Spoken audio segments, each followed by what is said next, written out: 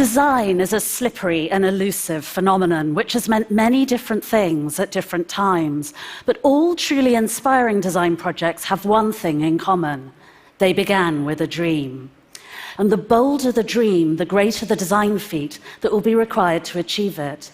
And this is why the greatest designers are almost always the biggest dreamers and rebels and renegades. This has been the case throughout history, all the way back to the year 300 BC, when a 13-year-old became the king of a remote, very poor and very small Asian country. He dreamt of acquiring land, riches and power through military conquest, and his design skills, improbable though it sounds, would be essential in enabling him to do so. At the time, all weapons were made by hand to different specifications, so if an archer ran out of arrows during a battle, they wouldn't necessarily be able to fire another archer's arrows from their bow. This, of course, meant that they would be less effective in combat and very vulnerable too. Ying solved this problem by insisting that all bows and arrows were designed identically, so they were interchangeable, and he did the same for daggers, axes, spears, shields, and every other form of weaponry. His formidably equipped army won battle after battle, and within 15 years, his tiny kingdom had succeeded in conquering all its larger, richer, more powerful neighbors to found the mighty Chinese empire.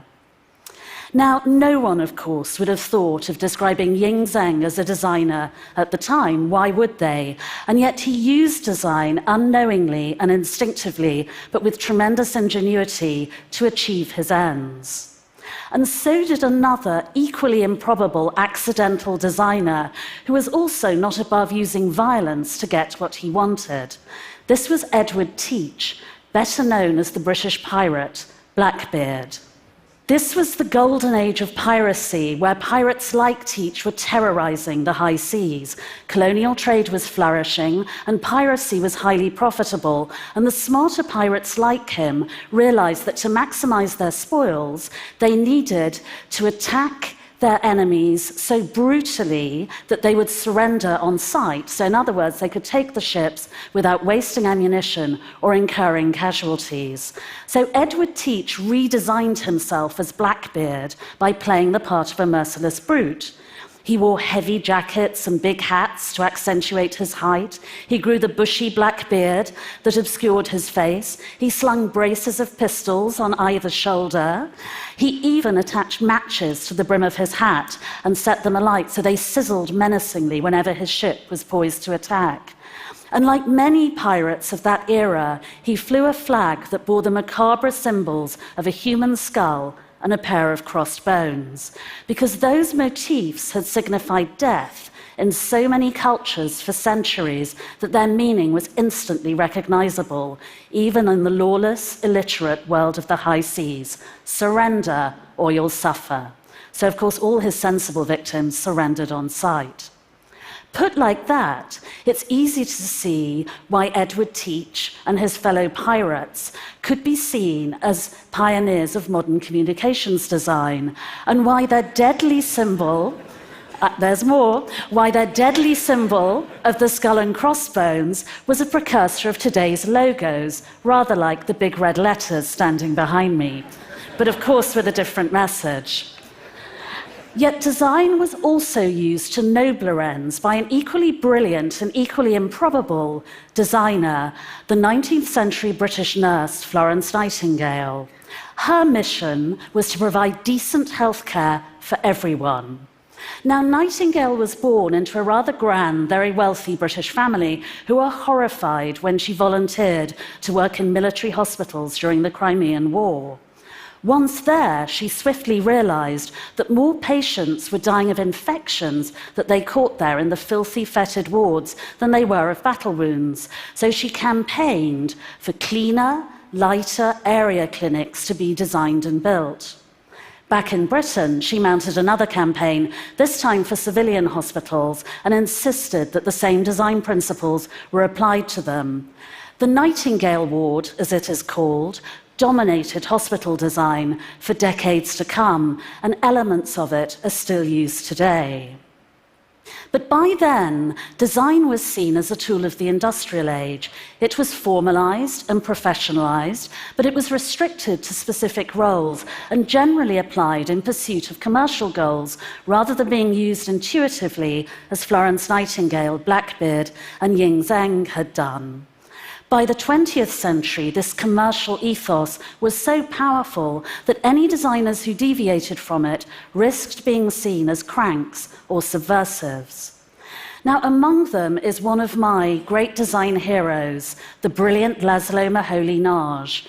He was the Hungarian artist and designer whose experiments with the impact of technology on daily life were so powerful that they still influence the design of the digital images we see on our phone and computer screens.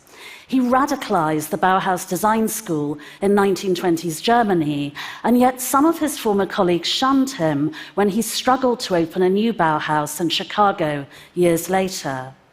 Moholy's ideas were as bold and incisive as ever, but his approach to design was too experimental, as was his insistence on seeing it, as he put it, as an attitude, not a profession, to be in tune with the times. And sadly, the same applied to another design maverick, Richard Buckminster Fuller. He was yet another brilliant design visionary and design activist who was completely committed to designing a sustainable society in such a forward-thinking way that he started talking about the importance of environmentalism in design in the 1920s. Now, he, despite his efforts, was routinely mocked as a crank by many in the design establishment, and admittedly, some of his experiments failed, like the flying car that never got off the ground. And yet, the geodesic dome, his design formula to build an emergency shelter from scraps of wood, metal, plastic, bits of tree, old blankets, plastic sheeting, just about anything that's available at the time, is one of the greatest feats of humanitarian design and has provided sorely needed refuge to many, many people in desperate circumstances ever since.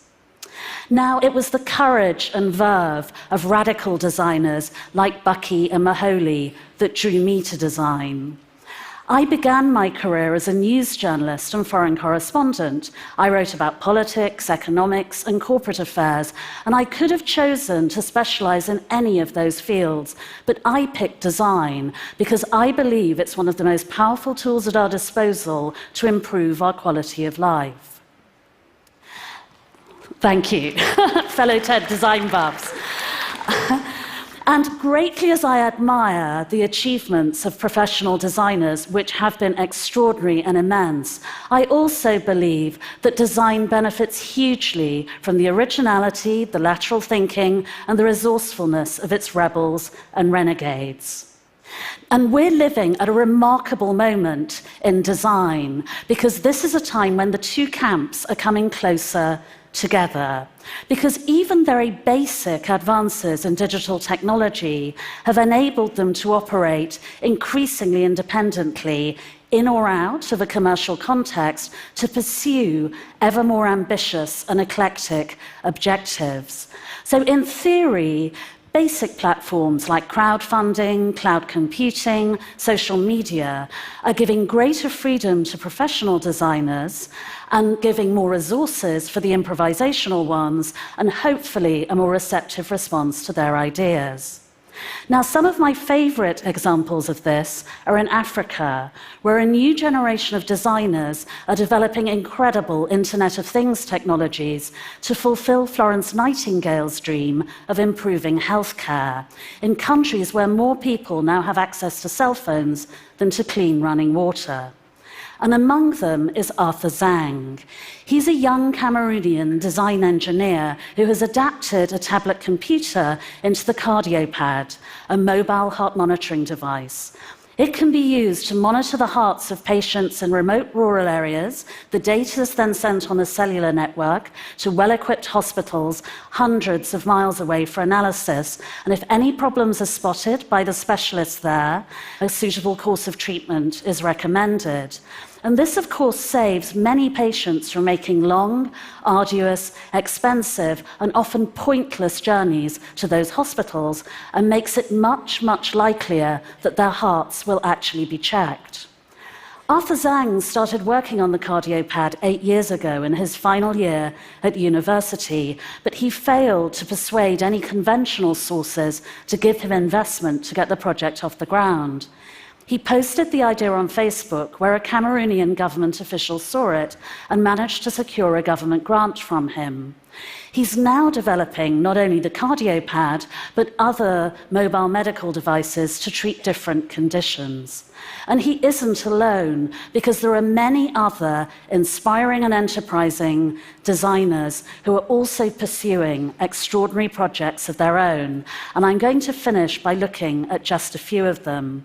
One is Peak Vision. This is a group of doctors and designers in Kenya who've developed an Internet of Things technology of their own as a portable eye examination kit. Then there's Gabriel Mayer, who is developing a new design language to enable us to articulate the subtleties of our changing gender identities without recourse to traditional stereotypes. All of these designers, and many more, are pursuing their dreams by making the most of their newfound freedom, with the discipline of professional designers and the resourcefulness of rebels and renegades, and we all stand to benefit. Thank you.